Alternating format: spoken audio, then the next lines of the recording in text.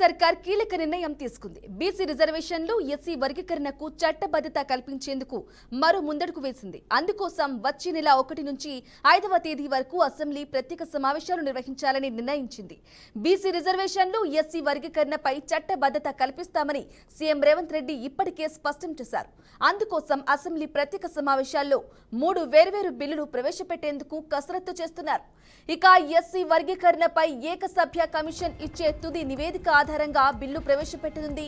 వాటిపై అసెంబ్లీలో చర్చ, ఆమోదం తర్వాత ఎస్సీ వర్గీకరణకు చట్టరూపం దాల్చనుంది. బీసీలకు స్థానిక సంస్థల్లో 42% రిజర్వేషన్లు బిల్లు ప్రవేశపెడతారు.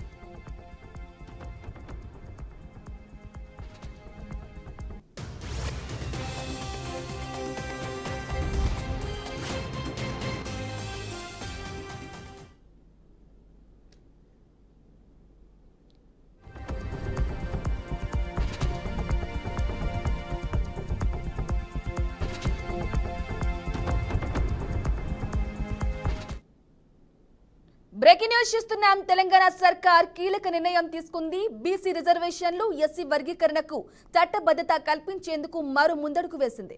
అందుకోసం వచ్చే నెల 1 నుంచి 5వ తేదీ వరకు అసెంబ్లీ ప్రత్యేక సమావేశాలు నిర్వహించాలని నిర్ణయించింది. ఇక బీసీ రిజర్వేషన్లు, ఎస్సీ వర్గీకరణపై చట్టబద్ధత కల్పిస్తామని సీఎం రేవంత్ రెడ్డి ఇప్పటికే స్పష్టం చేశారు.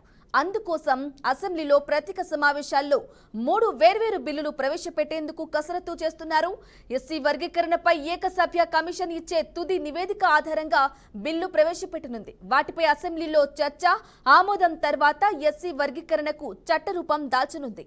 బీసీలకు స్థానిక సంస్థల్లో 42% రిజర్వేషన్లకు బిల్లు ప్రవేశపెడతారు. ఇదే అంశానికి సంబంధించి పూర్తి సమాచారం మా ప్రతినిధి తేజ అందిస్తారు. తేజ, బ్రాహ్మణి, మొత్తంగా తెలంగాణ సర్కార్ అయితే మరో కీలకమైనటువంటి నిర్ణయం తీసుకుంది అన్నట్లుగానే చెప్పాలి. ఏ నిర్ణయం అయితే తీసుకుందో ఆ నిర్ణయానికి ఇక ముందడుగులు పడుతున్నాయి అన్నట్లుగానే చెప్పాలి. ఎందుకంటే బీసీ రిజర్వేషన్ల అంశం కానివ్వండి, లేదంటే ఎస్సీ వర్గీకరణకు చట్టబద్ధత అంశాలు ఎంత ప్రాముఖ్యంగా తెలంగాణ రాష్ట్రంలో మారిపోయినటువంటిది మనం చూస్తూనే ఉన్నాం. ఇదే నేపథ్యంలో అంటే వీటన్నిటిని కూడా ఒక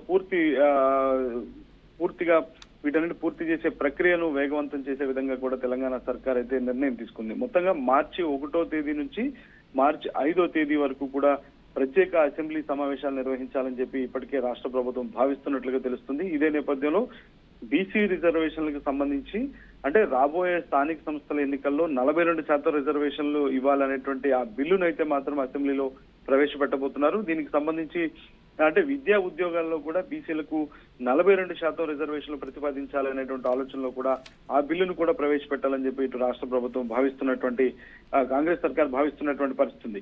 ఇంకా ప్రత్యేకించి అయితే మాత్రం ఏదైతే ఎస్సీ వర్గీకరణకు సంబంధించిన అంశాలు ఎంత హాట్ టాపిక్ గా తెలంగాణ రాష్ట్రంలో మారాయనేటువంటిది కూడా చూస్తున్న నేపథ్యంలో ఎస్సీ వర్గీకరణపై కూడా ఏకసభ్య కమిషన్ ఇచ్చేటువంటి తుది నివేదిక ఆధారంగా కూడా ఈ బిల్లును కూడా అసెంబ్లీలో ప్రవేశపెట్టాలని చూస్తుంది. అంతకంటే ముందు కేబినెట్ సమావేశంలోనే ఈ ముసాయిదాకు పూర్తిగా ఆమోద ముద్ర వేసిన తర్వాత ఈ బిల్లులన్నింటినీ కూడా అసెంబ్లీలో ప్రవేశపెట్టి వీటన్నిటిని కూడా చర్చించి అనంతరం ఆమోద ముద్ర వేయాలనేటువంటిది ఇటు రేవంత్ సర్కార్ అయితే భావిస్తున్నట్లుగా తెలుస్తుంది.